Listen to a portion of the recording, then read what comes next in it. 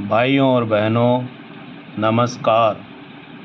आज मैं लेकर आया हूँ अपनी एक कहानी। नौकरी एक युवक के रोजगार के लिए तलाश की एक संघर्ष गाथा है, जो उसके संघर्ष को प्रस्तुत करती है। रात पड़े शिवलाल काम पर से घर लौटा। दौड़कर जमुना ने दरवाज़ा खोला और मुस्कुराकर पति का स्वागत किया।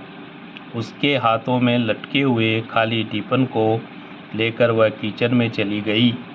शिवलाल ने अपने मैले कुचेले कपड़े खोलकर एक तरफ खूंटी पर टांगे, बाथरूम में जाकर हाथ पैर धोए और साफ सुथरा कुर्ता पजामा पहना। तब तक जमुना चाय ले आई। चाय का कप लेकर वह कुर्सी पर बैठ गया और चाय सुड़कने लगा। दिन भर के थके हारे उसके शरीर को गहरी राहत मिली। चाय पीने के बाद वह सामने बैठी हुई पत्नी से बोला, क्या अशोक अभी तक नहीं लौटा है जमुना? आज तो उसका नेशनल थर्मल पावर प्लांट में इंटरव्यू था। 2 घंटे पहले ही लौट आया है, अपने कमरे में पड़ा है। जब से आया है न चाय पी है, न पानी पिया है और न ही खाना खाया है। मुझे तो कुछ गड़बड़ी लगता है। पत्नी का यह जवाब सुनकर शिवलाल विचारमग्न हो गया। जमुना से वह फिर कुछ पूछने की हिम्मत नहीं कर सका। चाय के खाली कपों को उठाकर जमुना रसोई में चली गई। कुर्सी पर बैठे हुए शिवलाल के दिमाग में कई तरह के विचार उमड़ने घूमने लगे। अशोक उसका इकलौता बेटा है। 2 वर्ष पहले उसने बीटेक की डिग्री पास की थी। तभी से वह नौकरी की तलाश में भटक रहा है। अब तक वह कई परीक्षाएं व साक्षात्कार दे चुका है, परंतु कहीं भी उसे सफलता नहीं मिल सकी है। शहर के नेशनल थर्मल पावर प्लांट में इंजीनियर की पोस्ट के लिए आज भी उसका इंटरव्यू था। 2 महीने पहले से ही लिखित परीक्षा में अशोक पास हो गया था।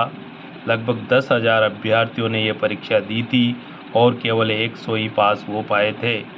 अशोक को इस नौकरी की उम्मीद बंध गई थी और वह पूरी लगन के साथ इंटरव्यू की तैयारी करने लगा था। रात भर जागकर अशोक ने खूब तैयारी की थी।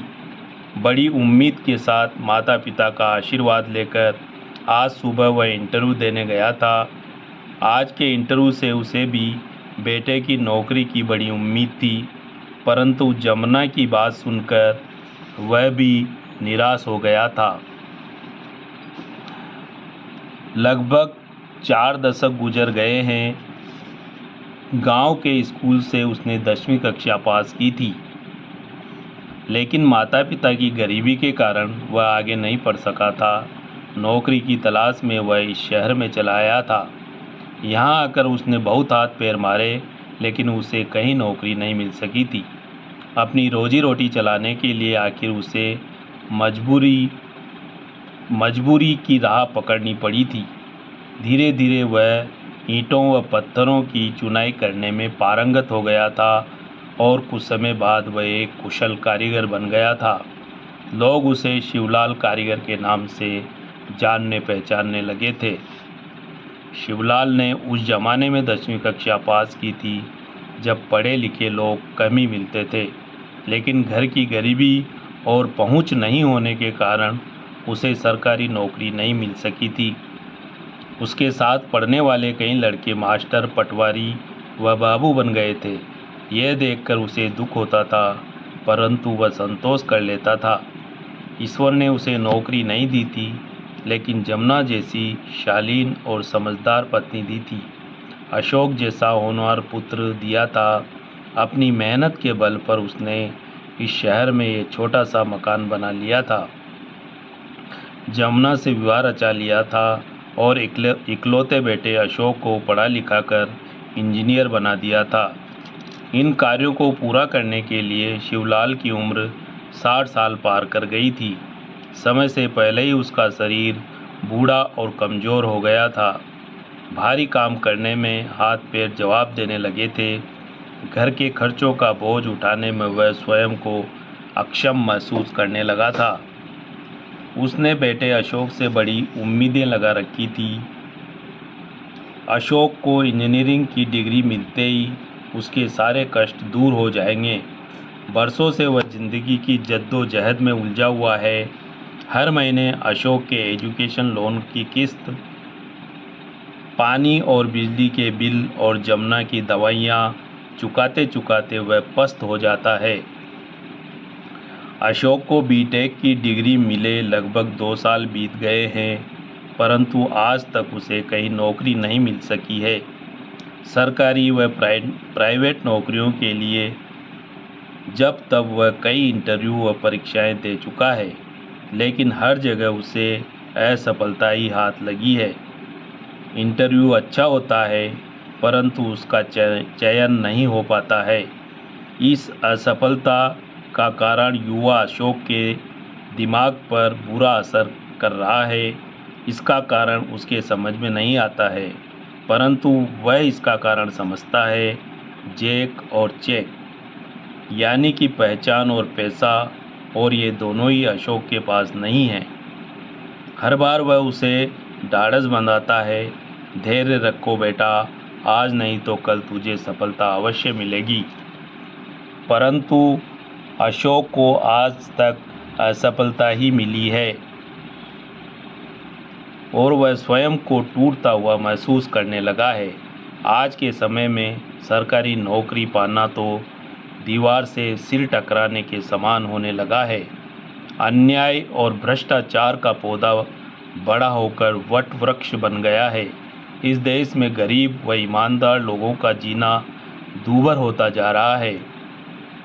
शिवलाल इसी तरह के विचारों में खोया हुआ था कि जमुना की पुकार सुनकर चौंक पड़ा। लीजिए, खाना खा लीजिए। जमुना खाने की थाली हाथ में लिए खड़ी थी। वह खड़ा हुआ और पत्नी को साथ लेकर आगे बढ़ा। अशोक के कमरे के दरवाजे पर आकर उसने धक्का मारा। कमरे में अंधेरा छाया हुआ था। उसने ट्यूबलाइट का स्विच दबा दिया। अशोक कुर्सी पर खामोश बैठा हुआ था। आगे बढ़कर जमुना ने बेटे को पुकारा, ले बेटा, खाना खा ले। यह सुनते ही अशोक चिढ़ गया। पलटकर उसने भोजन की थाली पर झपट्टा मार दिया। रोटी सब्जी फर्श पर बिखर गए। टेबल पर रखी कॉपी किताबों को इधर उधर फेंकते हुए वह जोर जोर से चीखने लगा, नहीं खाना है मुझे खाना, नहीं करनी है मुझे पढ़ाई, नहीं देना है अब मुझे कोई इंटरव्यू। सब मेरा मजाक उड़ाते हैं, मेरी पढ़ाई का मजाक उड़ाते हैं। सब बेईमान हैं, भ्रष्टाचारी हैं, नौकरी देने के लिए रिश्वत खाते हैं। चीखते चिल्लाते हुए अशोक रुआंसा हो उठा। क्रोध के मारे वह कांपने लगा। हताश होकर लड़खड़ाने लगा। आगे बढ़कर शिवलाल ने बेटे को थाम लिया। अशोक की यह दशा देखकर वह स्वयं कांप गया। जवान बेटे की बिगड़ी हुई हालत देखकर जमुना रोने लगी। शिवलाल ने पहले स्वयं को संभाला और फिर स्नेह भरे शब्दों में बेटे को ढाढ़स बनाते हुए बोला, नहीं बेटा नहीं, तुम हिम्मत मत हारो, निराश मत हो। तुम ही टूट गए तो फिर हमारा क्या होगा। अब हम बूढ़े और कमज़ोर हो गए हैं बेटा। मैं बीमार हूँ, तुम्हारी माँ बीमार है। अगर तुम ही हिम्मत हार जाओगे तो हम फिर किसके सहारे जिएंगे। मैं अच्छी तरह जानता हूँ बेटा कि तेरे साथ अन्याय हो रहा है। इस देश में भ्रष्टाचार व अन्याय की जड़ें बहुत गहरी हो गई हैं। आज के समय में नौकरी पाना कोई आसान काम नहीं रह गया है। इसमें दोष तुम्हारा नहीं है बेटा, तुम अयोग्य नहीं हो। इसमें दोष हमारी गरीबी का है, हमारी ईमानदारी का है। इस तंत्र से निपट पाना हमारे वश की बात नहीं है बेटा। मेरी बात मानो तो तुम नौकरियों के पीछे भागना छोड़ दो। तुम एक पढ़े लिखे और समझदार युवक हो।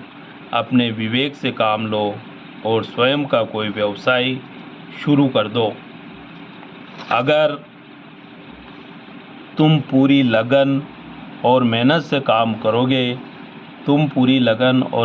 काम करोगे तो एक समय ऐसा आएगा कि नौकरियों के लिए तुम्हारे पीछे लोग भागेंगे। शिवलाल के स्नेह भरे शब्दों को सुनकर अशोक के जहन में खलबली मच गई। उसके शब्द उसके जहन में उतर गए। उसके अंदर हलचल मच गई। कुछ क्षणों बाद उसकी आंखें चमक उठी और वह दृढ़ता भरे शब्दों में बोला, आपकी बात मेरे समझ में आ गई है पापा। मैं अब नौकरियों के पीछे नहीं भागूंगा। अब मैं स्वयं का कोई ऐसा व्यवसाय करूंगा कि स्वयं के रोजगार के साथ 2 और लोगों को भी रोजगार मिल सके। आप मुझे आशीर्वाद दीजिए मम्मी पापा। यह बोलकर अशोक मम्मी पापा के चरणों में झुक गया। बेटे की बात को सुनकर शिवलाल व जमुना प्रसन्न हो गए। उन्होंने अपने अशोक को उठाया और गले लगा लिया। तो भाइयों और बहनों, ये थी कहानी नौकरी। इसी तरह की एक और कहानी लेकर मैं शीघ्र ही आप लोगों के बीच हाजिर होऊंगा। धन्यवाद।